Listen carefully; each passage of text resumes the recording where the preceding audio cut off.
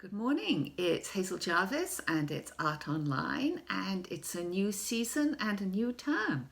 Today we're going to be painting Corn on the Cob. So corn on the cob is actually a very favourite subject of mine because there is so much you can do in terms of playing about with light and dark and positive and negative space. You're going to start with a very simple pencil sketch, and I apologise for the fact that this is so light, but since I'm going to be watercolouring over it, I don't want the pencil lines to show through too dark. So you take your corn husk, and what I like to do is I peel back the husk and I tear it into these long tendrils or wisps so that I get some interesting positive and negative shapes. So I'm going to start by painting a very, very pale wash of my lemony yellow, my number 40, all over the cob itself. I don't need to wet the paper, but I want to make sure that my paint is nice and moist so that it's easy to pick up.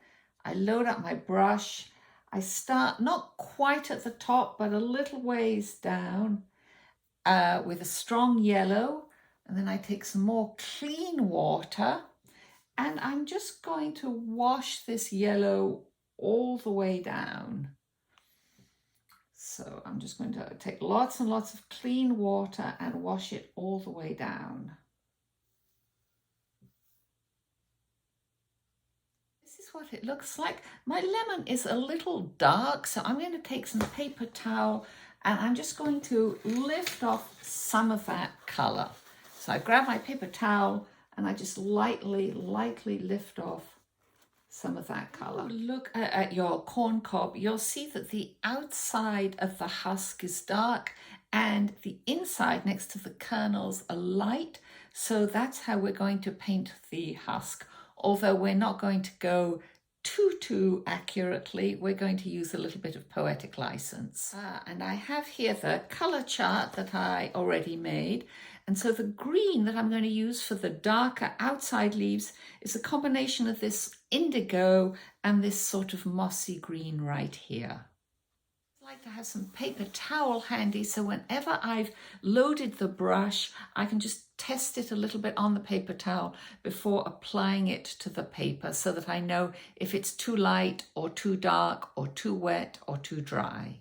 I put a little bit of dark paint in at the top, and now I'm going to add some clean water and I'm just going to pull it down just into this one particular area. And here it is, complete, and it's got a little sort of wet droplet at the bottom. So if you want to, you can either lift a little of that off carefully with a paper towel, or what I like to do is sometimes take a tiny bit of extra colour, a different colour, slightly different colour, and just bleed that in at the bottom. And that gives a little bit of shading, which is rather nice. It looks like that. So using a variety of different greens, we're going to paint in the leaves around the actual cob. I'm going to mix in number 42 and number 51. I've got it loaded on my brush. I test it on my paper towel, looks good.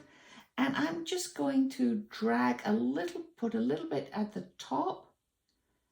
And then I'm going to get some clean water, wipe it on my paper towel, and just pull that colour all the way down. And while I have this colour on my brush, I'm going to put a little bit of leaf colour actually directly behind the cob at the top so that the top pops out. Nice, thick, juicy paint. Getting clean water on the brush so that you can run it down.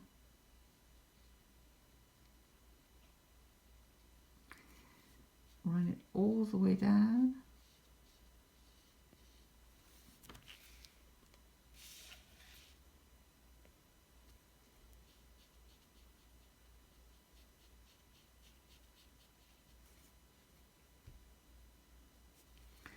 Picking up the blob of extra paint where it goes behind a leaf, and then touching in one more colour just for the sake of variety as we get almost to where it joins the cob.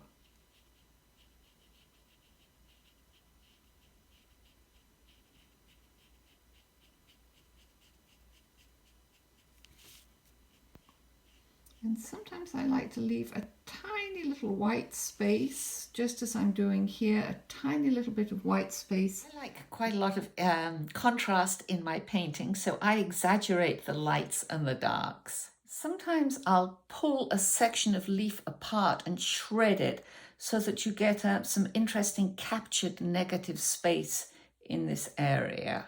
So I'm filling in all the leaves around the actual corn cob. So now we have all of the outer area painted in. We have our first layer done, and you'll see what I mean about lots of areas of captured negative space and how I've shredded the leaves. So even though when you look at a corn cob and you buy it from the supermarket or the farm stand, it doesn't look terribly interesting, it happens to be a beautiful subject to paint. So now we get to have some fun and add some detail. So you want to be sure that everything is dry before you start adding the detail. And what I'm going to do first is just put some shading on some of the areas of the leaves so that they have a little bit more interest. So I'll take a slightly darker mix of paint, maybe my 42 and my 54, say. And I'm just going to paint in just a couple of areas down at the bottom, just to darken in and add in some contrast. And maybe down here we'll go a little bit darker. So down here we'll go a tiny bit darker.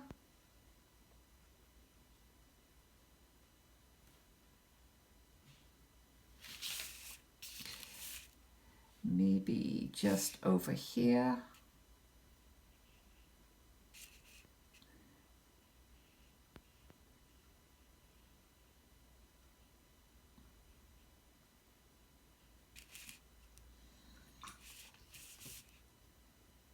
And also up in this area too, so we'll take a little bit of blue and just put in a little bit of shadow.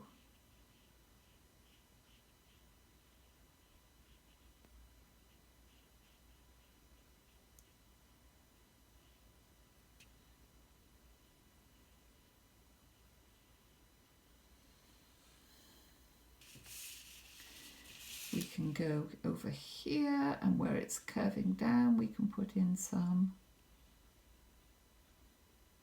So when you're ready to address the individual kernels, you're going to take your brush, make sure it's got a very nice sharp point. You're just going to just gently, gently, gently paint in lots and lots of these shapes. And periodically I load my brush with a slightly different color. I knock off the extra paint and then I just continue. And the paler and the thinner you get, the better. So you start up with one row. Luckily, nobody is ever going to count, and nobody will ever see this corn cob again, so you don't have to be too worried about being accurate. Part of the way up, and then I start to fill in on either side. And note at the side how these are turning down about both sides to give a slightly rounded illusion to the cob. For the sake of variety, I might switch and add a little bit of yellow to that mix. Here are all the kernels added. Now we can have a little bit of fun adding some detail. For the detail, I'm going to go back into my corn and I'm going to just fill in a little bit of the space between some of the kernels on one side to give it really more of a round look.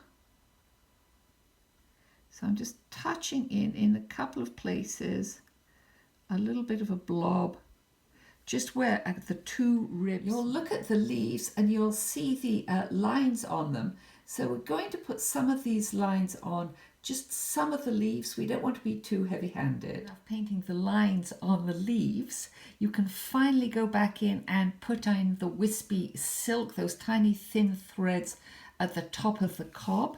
So make sure you've got almost no paint on your brush. Knock off as much as you possibly can. And then just pull up some very, very faint thin lines just at the top. You can barely see them. You don't want them to be too strong. This is a purely optional part. If you think, oh gosh, I'm not sure I can cope with it, you can quit now. Putting in the corn silk requires the most concentration, which is why it's hard to talk and paint at the same time. So I'm not going to do too much more, but now you have a beautiful image. You have your corn and it looks like this. And there are a number of different ways you could finish this painting off. You could, of course, just leave it like this, but if you want to, you could add some pencil work to it, or you could even add the harvest mouse.